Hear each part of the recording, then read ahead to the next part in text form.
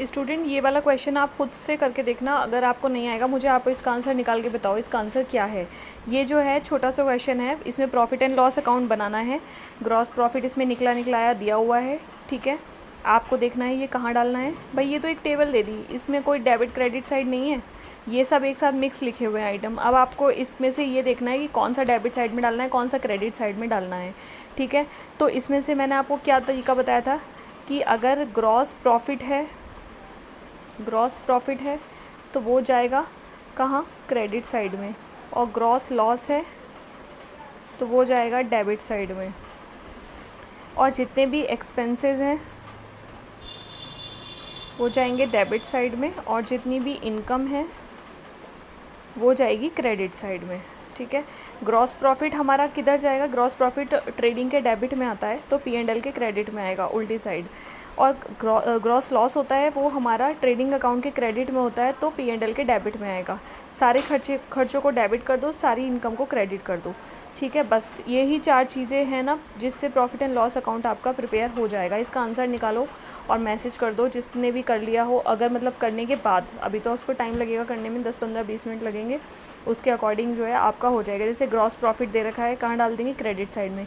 Trade expenses, carriage on sales, office salaries, postage, office rent, legal charges, audit fees, ये अंदर छोटा सा जो लिखा है ये ऑडिट फ़ीस है, ये मैंने एरो लगा दिया क्योंकि ऑडिट फ़ीस 8,000 है, फिर डोनेशन आपकी 5,500 है, फिर सन्डे एक्सपेंसेस आपके 1,800 हैं, सेलिंग एक्सपेंसेस 26,600 है, इस तरीके से। तो खर्चे जो हैं इनमें से सब में से देख लो कौन से हैं। अच्छा, डिस्काउंट अलाउड डिस्काउंट दिया तो देने में आपको पता ही क्या करना है। लाइटिंग है यानी इलेक्ट्रिसिटी का बिल दिया। कमीशन रिसीव यानी पैसा आया। बैड डेब्ट्स पैसा मारा गया। डिस्काउंट CR लिखा है तो इनकम है, DR लिखा होता तो खर्चा होता, लॉस होता। इंटरेस्ट ऑन लोन मैंने समझाया था पिछली वीडियो में, देख लेना कि इंटरेस्ट लोन पर क्या डेबिट साइड डलता है या क्रेडिट साइड डलता है, और अगर इन्वेस्टमेंट होती लोन की जगह पे तो क्या होता। वो वाली वीडियो इससे मतलब कनेक्टेड वीडियो है, तो अगर आपसे ये क्वेश्चन नहीं होगा तो मैं इसका सॉल्यूशन बताऊंगी, पहले आप खुद से देखना करके। बस ये 4 चीज़ें ध्यान रखना, खर्चे डेबिट में डलेंगे, इनकम क्रेडिट में डलेगी, profit credit, gross profit credit में, ग्रॉस लॉस डेबिट में। ग्रॉस प्रॉफिट इसमें दे ही रखा है, ठीक है, एक ही चीज़ डलती है, तो ग्रॉस प्रॉफिट आता है या ग्रॉस लॉस आता है, तो इस क्वेश्चन में दे ही रखा है ग्रॉस प्रॉफिट, तो ये आप डाल दोगे क्रेडिट साइड में, ठीक है। सारे खर्चे डेबिट में डाल दो, सारी इनकम क्रेडिट में डाल दो। जिसमें भी पैसा जा रहा है, खर्च हो रहा है, वो डेबिट में डाल दो। जिसमें भी पैसा आ रहा है, CR है, क्रेडिट है, उसको क्रेडिट साइड में डाल दो। 4 कॉलम बनेंगे, डेबिट अमाउंट, पर्टिकुलर्स अमाउंट। अब देखते हैं कि कौन कर पाता है, ठीक है। हिमांशु तो कर लेगा, और बाकी लोगों का देखती हूँ मैं कौन कौन बच्चे ऐसे हैं जो कर रहे हैं sincerely.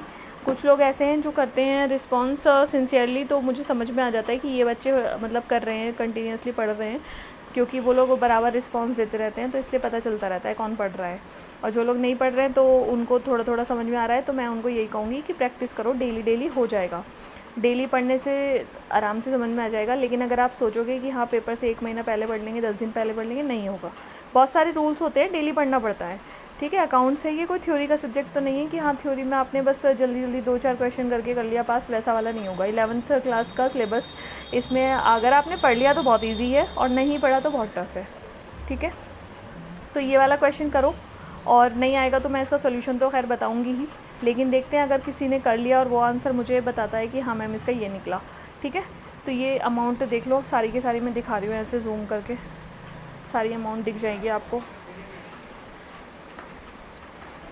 Gross profit 10,52,500, trade expenses 10,000, carriage on sales 50,000, office salaries 79,000, postage 3,600, office rent 37,500, legal charges 2,000, audit fees 8,000, donation 5,500, sundry expenses 1,800, selling expenses 26,600, discount allowed 15,000, lighting 3,900, commission received 4,200, bad debts 6,000, discount credit 3,000, interest on loan 11,000, stable expenses 7,000, export duty 11,500, miscellaneous income 2,500, unproductive expenses 20,500, travelling expenses 12,500,